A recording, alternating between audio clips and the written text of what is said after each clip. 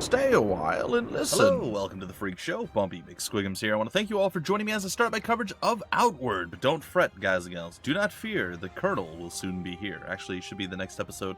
Unfortunately, you can't start two-player unless you're starting local co-op at the beginning of the game. So we're going to basically go through, get out of the first town, and then we're going to meet up. So that's our goal for this first episode. We're going to see what the story is all about. We're going to talk to people in town, and then we're going to head out and prepare for adventure and excitement and doom, probably. Anyway, Outward is by 9 Dots Studio and Deep Silver, released on March 26th, 2019. We wanted to be able to cover it that day. We didn't get our codes till super late, and a shout out to Deep Silver for sending them our way and their PR firm. So thank you guys so much. We definitely appreciate it. And yeah, let's just hop in and I guess begin. So we're going to go with a new game. We will have to do character creation. Now, you can start two-player, but it's going to be two-player, and it's going to be split screen, which is not what we want. So, we're not going to have it. All right, so we need a name. We could be Jim, but I think we're going to be Magic Head, because why not? We are going to be male. We have different races. We could be the Aryan, or Orion. I got nothing. The Tremon. The Kazite. Kazite? I think that's probably what I'm going to go with. Yeah, I'm going to go with the Kazite. Oh my. Sorry. just preparing. Oh my. There we go. Huh? Oh. Ooh. Yeah, they've seen some stuff, and this dude doesn't see as much anymore. Sure. Hairstyle, well, if we're gonna be Magic Head, we kind of need to be bald. Like it's one of those things, but it's cool to see the different hairstyles. So see, we're not totally bald. I might have to switch my race just based on baldness alone. Oh, it changes off of that. Oh, interesting. That's fine. Okay, we'll stick with that hairstyle.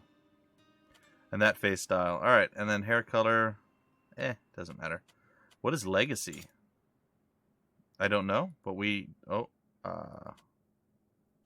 have it. I think that's maybe after you beat the game or something.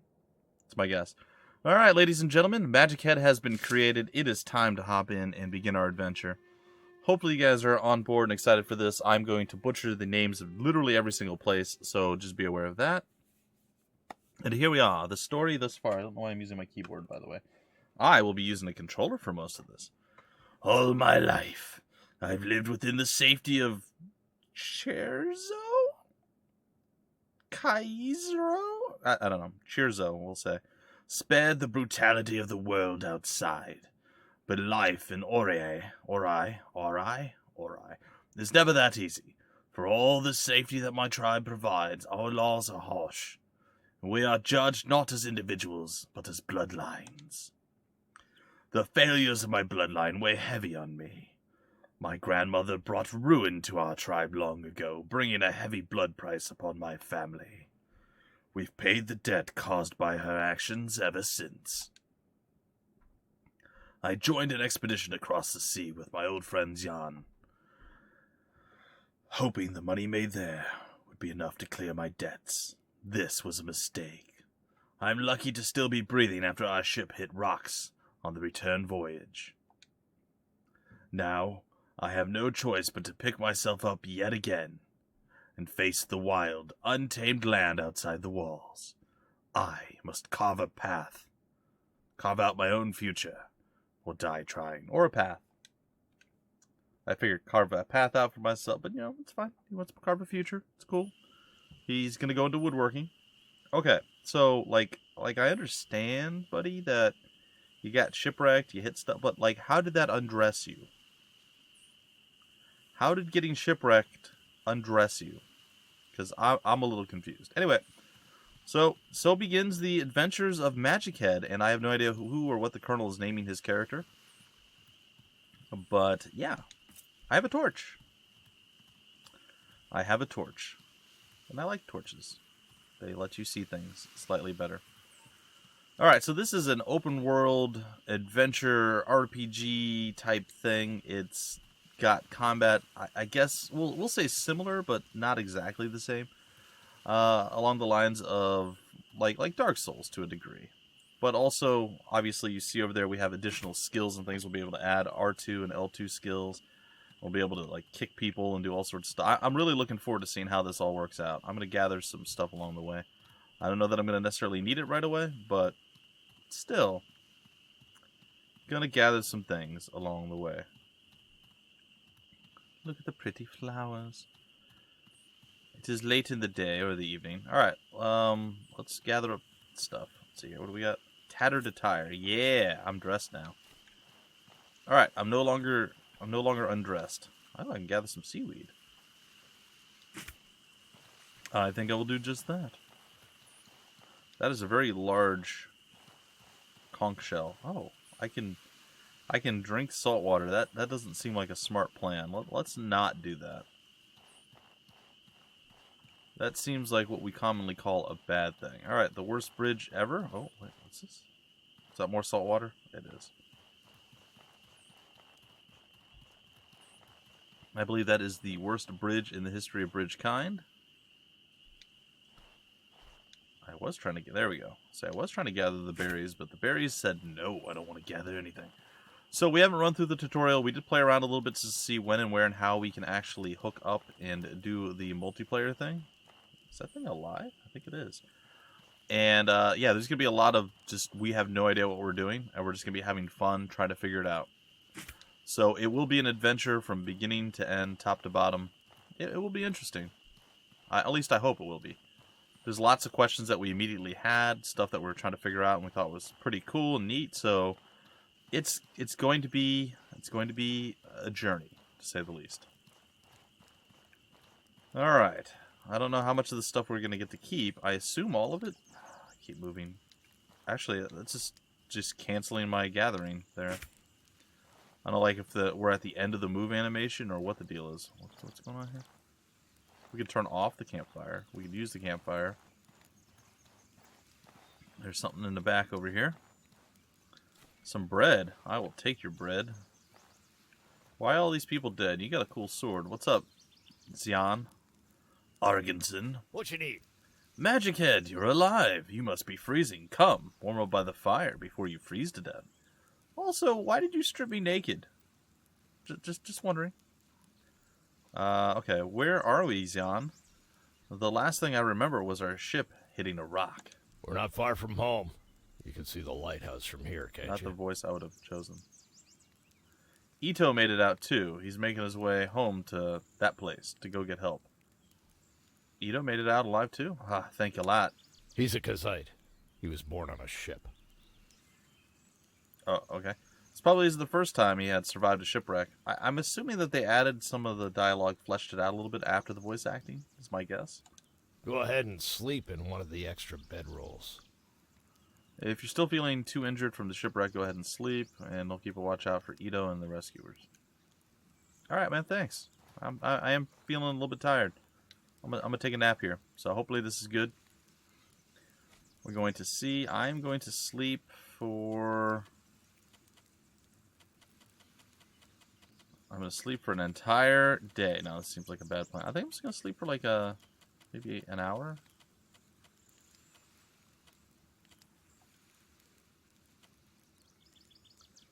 Each hour spent guarding reduces the chance of being ambushed while resting, and you can repair stuff. Okay, that's cool. All right.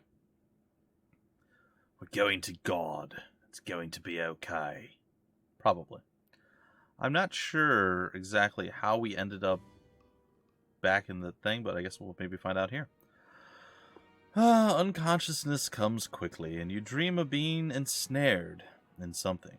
With a yelp, you jump out of your bed. Relief floods you as you recognize where you are. You are back in your old bed at home. The lighthouse in Kierzo. I got nothing. Zan must have brought you back to your family's lighthouse. Only your aching body tells you that the shipwreck you suffered was not a nightmare. Oh, well, I guess that's why. All right. So here we are. Our torch is still lit. I'm going to pick up some worker boots. Put those on my feet. Some worker's attire.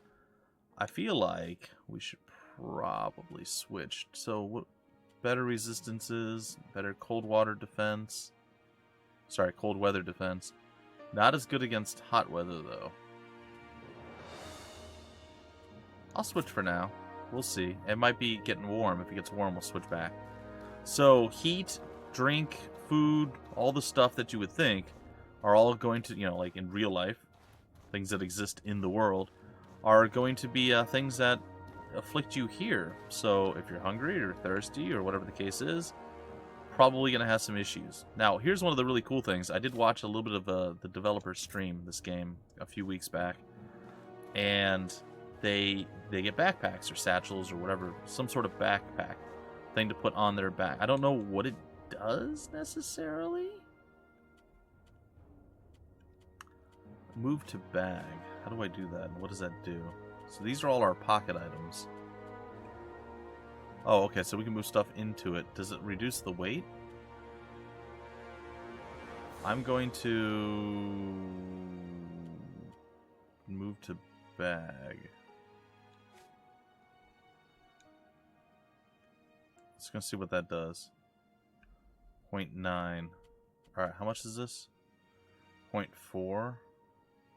So if I go and I move that to the bag. No, it just... Oh, well, okay. So, when you go into combat, you basically, you're supposed to drop your backpack, or your satchel in this case. And you're able to move around and do more fighting and everything else. So essentially, it's a way of managing your weight a little bit better. It's a really, really cool idea and philosophy and just thought. So I really do like it a lot. But yeah, it's going to be one of those things that we're going to have to make sure that we're mindful of. And we'll be able to keep our overall weight down because we're dropping our satchel at every turn. So say we're going to go into combat, we just be like, boop, and then we go and we do battle, come back, and pick it back up. And there we are.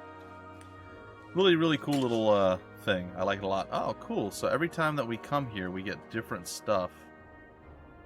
Tattered attire, tattered attire. They look different, though. This time I have an old lantern and a cooking pot. It's interesting. I'm going to take these things. I don't think I need that many torches. I don't know. I don't think... The torches, they do eventually break. Maybe I will keep the torches. And I might as well take all of it. Just keep them all into my satchel. That way, when the time comes, I'm ready to go. There's our way out, but there's some more stuff to be had in here. So we're going to go ahead and we're going to gather it all up and prepare. We got some jerky, we got some berries. Apparently we were working on becoming loom masters, I guess. Oh, this place is just... Oh, look, another old lantern. Oh, I'll definitely take that. Flint and steel. I gotta improvise something. I'm not even sure what it was that I picked up, but I got something. I could use the kitchen to cook some food. Some jam. Man, we had a nice little house. We really did. Cooking. Yeah, Colonel thinks a lot of the stuff is going to be Italian by nature. I don't speak any Italian. In fact, I don't know if I've ever known anyone who's actually like from Italy or who actually spoke Italian. So I will be butchering literally everything. All right. So what was the makeshift thing? Oh no, it was the improvised bedroll. Okay. Primitive bedding made from leather, which offers poor sleep quality, but at least it offers sleep quality. All right, so let's see here. Oh, it's been learned. Okay, that's right there. So we need some sort of weird fish, a raw rainbow trout, some seaweed, some salt, and then we can make that. Okay, that's cool. We can make a gaberry tartine.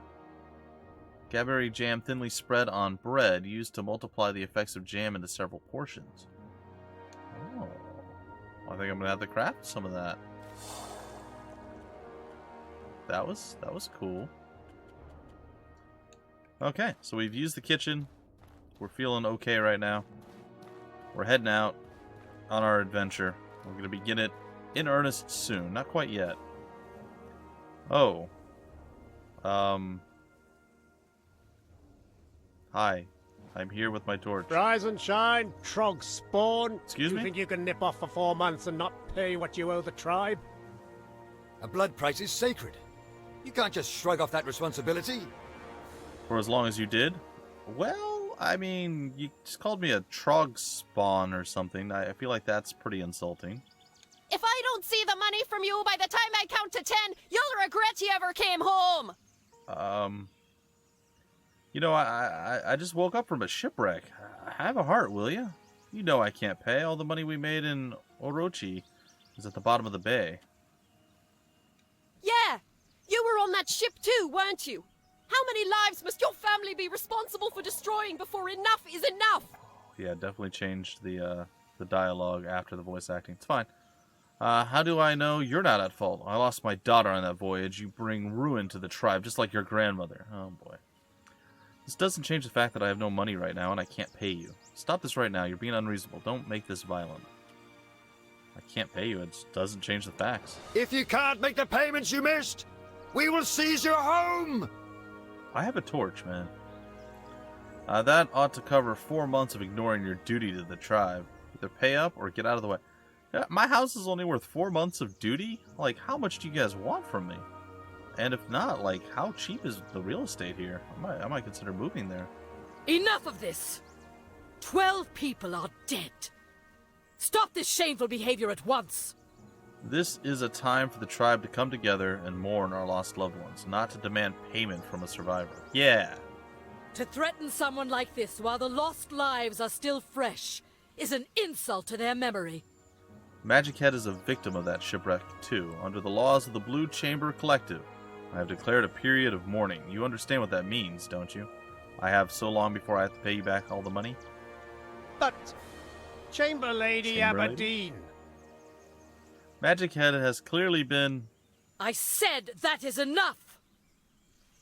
If you want to resume discussions after the mourning period, feel free. But until then, your concern should be for those whose lives were lost in this wreck. Oliel, see these people off, would you? You heard, Mother. Away with you, or I will personally see to it that you get double shifts of guard duty. Yeah. Thank you. I'm sorry that was the first thing you woke up to. Please forgive them. Many of them have lost family and are not thinking straight. I can't believe they want to seize my home. Can't you do something? If I could do more, I would. The most I can do for you is declare a mourning period and buy you a little time. Well, I appreciate that. But if you do not pay off those 4 months of missed payments on your own, the tribe will have my head. The most I can do for you is declare the mourning period. For 5 days, no one in the tribe can ask you for what you owe. Oh, 5 days. That gives you a few days to pay back the money. All Either 150 gather the silver money coins. or earn a tribal favor, and they won't be able to touch you. Huh. Once you can make the payment, come see me. Please find a way to make it work. Come see me at the town hall at the top of the hill. The last thing I want to do is to take your lighthouse away. I can't possibly accomplish that. I need more time. I'm hot, apparently. This blood price is unfair. You can't hold me responsible for things that are out of my control. Then I will have to head outside the walls. That does seem like your most effective option, dangerous as it is. I doubt you'd be able to gather that much in a short time just by staying in Kierzo. It's gonna Never change every time. forget, no one is an orphan in Cierzo. Cierzo, Do not close. hesitate to ask the rest of the tribe for survival advice. Alright, Cierzo. Okay, so we have a confirmation of how to pronounce that. If you can I'll do a forget. great deed for someone in Cierzo, we will owe you a tribal favor. Which I will accept as a substitute for your payment. Once you're ready to leave Cierzo, speak with Burak, the gate warden. Burak. You will judge whether or not you're prepared to face the outside world. Remember, you only have a few days. 5 days. Oh man, May your time's ticking ancestors down. watch over you. Okay. Pay 150 silver or proof that I've earned a tribal favor. May ancestors watch over me. Okay, well that doesn't give me a lot of time. I'll put this torch out because I don't want to carry it right now. Okay, so welcome to the world of the town of Cierzo, I guess. We're gonna gather some things. I mean, 150 monies is gonna be a bit to get, I would assume. So, like I said, we're gonna try to hustle, get some stuff done in town. Not much, mind you, but enough to get out of town.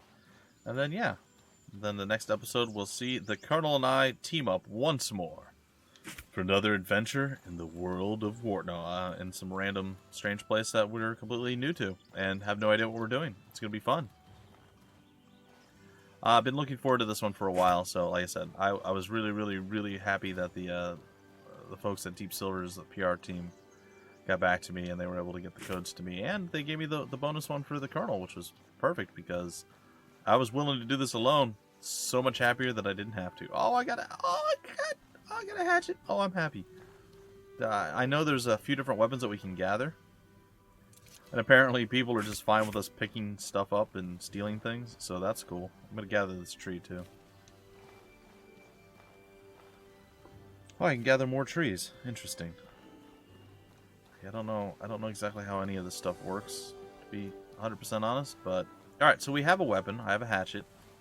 I'm also gonna pick up a machete. Just in case, because I'm sure our weapons will break over time.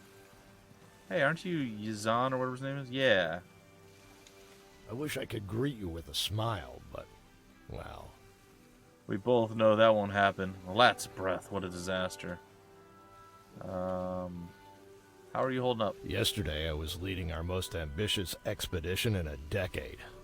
Now, all that's left is this wreck and a tribe in mourning. I'm not holding up much better than you are. What happened? How did our ship sink so close to home? The lighthouse wasn't lit at the time we made impact with the rocks. I'm certain. I remember thinking that we should have seen it by now, right before we hit the rock. We lost everyone who was below the deck at the time of the accident. Half the ship came apart before I was able to run aground. So we lost everything, all the coins, the spices, the armor, and weapons? Unfortunately, yes. What little we could salvage from the wreck has gone to the families of my drowned men. My finances are reeling from this loss. I have barely enough left to start over. Still, we have no right to complain. All we lost was some coin and 4 months of time on this failed journey. My sailors lost their lives. Of course, the families need all the help that they can get right now. Kind as ever. Yeah, Your parents yeah. would be proud. Even struggling with your own problems, you still open your heart to those in need. Well, The blood price on your head is disgusting. I agree. You weren't even born when that tragedy happened. It's unfair to hold anyone responsible for the crimes of their ancestors. Agreed. I welcome the challenge. Besides, it's an excuse to get out there and find an adventure. I know, but I don't have a choice. Of course you do. Just because a choice is hard doesn't mean you can't take it. Huh, your life is your own. You can choose what to do and where to go. That's a good point. I'm sorry I don't have better news. Best of luck with squaring things with Risa. Well, short term. Guess it's up to us to pick up the pieces. Alright, I guess I truly am on my own then. I want my money back. Hand it over, I'll beat it out of you. Yeah, nah. Actually, I do have a small stash of Oh. goods I hid in case of disaster. You hit it near the old shipwreck to the south. When you open it, remember the moon commands the stars. You'll know what I mean. Remember, you're not just a link in a chain. You're worth more than the blood in your veins. What? Sorry? Remember, take care of yourself and don't be a tool for others, or you'll end with missing limbs like me. Make your own path. You're missing... Oh, you are. You're missing a leg. Totally didn't notice that. Totally didn't notice that. So, can we go into the water? No. Well, we can gather the... Oh, thank goodness. I wanted to gather fish, and I almost ended up drinking seawater. That would have been bad. Oh, a fishing harpoon is required. I'm sorry. Okay, so, last few things that we have to do is gather up a water skin. And anyone who is planning to do this with a multiplayer, like online co-op, I would advise that... That was weird. I would advise them to do the entire first town. Don't rush through it, but like come through, get all the items you need. Because like at this point, I could already summon in the Colonel, and we could start our co-op adventure. But you need to be able to have a water skin and all this stuff, and you won't be able to get that because it's not like everybody gets the loot. It's only one thing drops, so you will have to pick it up and then share between yourselves. So if you both go through town, you get all the stuff that you need before you leave the town, then you'll at least start off a little bit better in that regard. So I got the water skin. I'm actually going to drink some water. Glug, glug, glug. And I'm going to gather some clean water.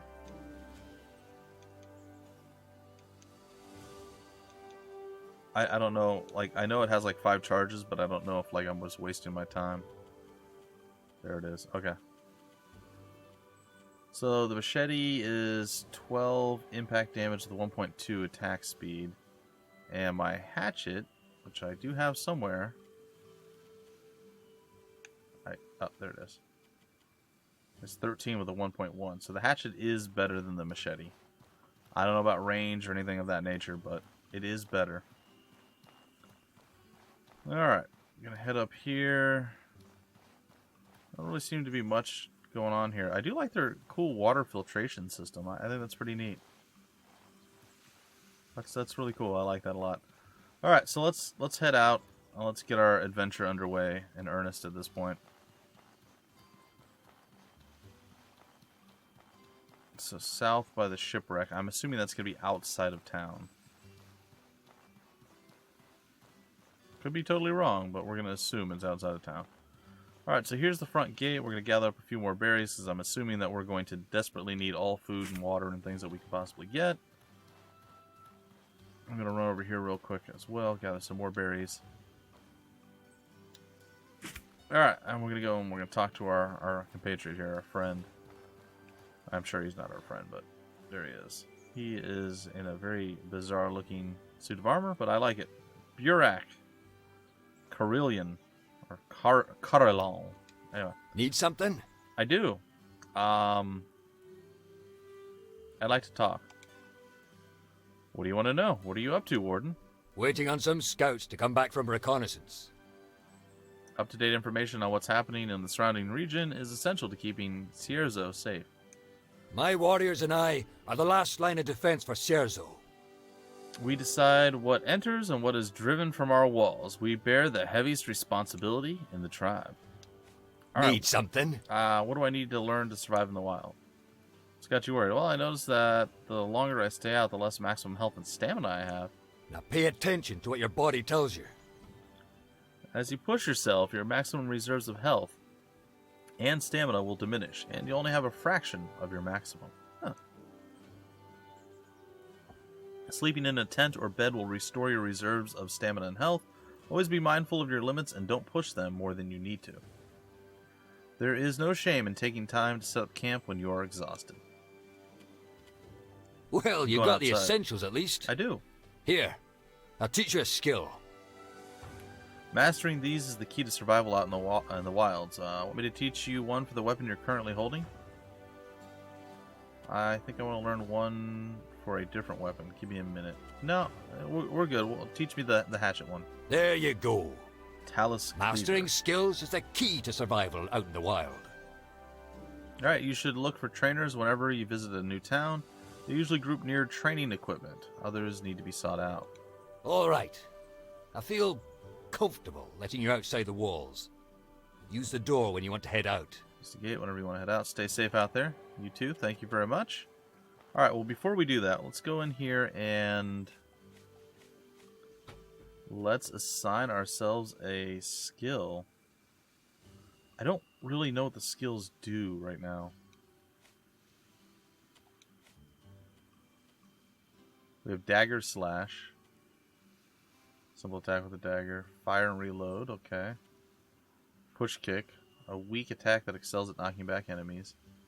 And the Talus Cleaver, one-handed axe. Low blow that reduces the target's mobility, inflicts pain, and cripple. And throw Lantern. Throws your equipped lantern on the enemy, creating a zone of fire for 5 seconds. It does destroy the lantern. Oh, that's kind of neat. I guess we'll go here and we'll get our dagger, or sorry, not our dagger slash, our Talus chop or whatever it was. There. Yeah, oh, that's fine. All right. Crafting. There's crafting here somewhere. I was wondering. Spikes wood. Traps must be placed. Okay, cool. I was wondering if I could craft some bandages, but it doesn't look like that I can. Nor a plank shield. I don't have any linen cloth. Oh, that's cool. You can pull out your weapon by pressing down on the directional pad. Alright, we're going out to Chersonis, and this is probably going to be where we break off the episode. I hope you guys enjoyed this first episode. There's going to be a lot of us figuring stuff out as we go. A lot of banter back and forth, like, oh, that's cool, this is neat, you know, so it's going to be interesting, for lack of a better term. Anyway, I hope you guys enjoyed this first episode. If you want more information about the game, where to get the game, information on the developer, the publisher, or any of that wonderful fun stuff will all be down below in the description of the video, as it always is, and various links and things of that nature. And, yeah, subscribe to the channel, guys and gals. Check out the Colonel's playthrough as well. I mean, it'll be the same as mine, but from his perspective, so, you know, maybe some insight there. Maybe just a little bit different overall. So, without any further ado, folks, that's it for the episode. Until the very next one, my name is Bumpy McSquigums. Thank you so much for stopping by the Freak Show, and I will see you later.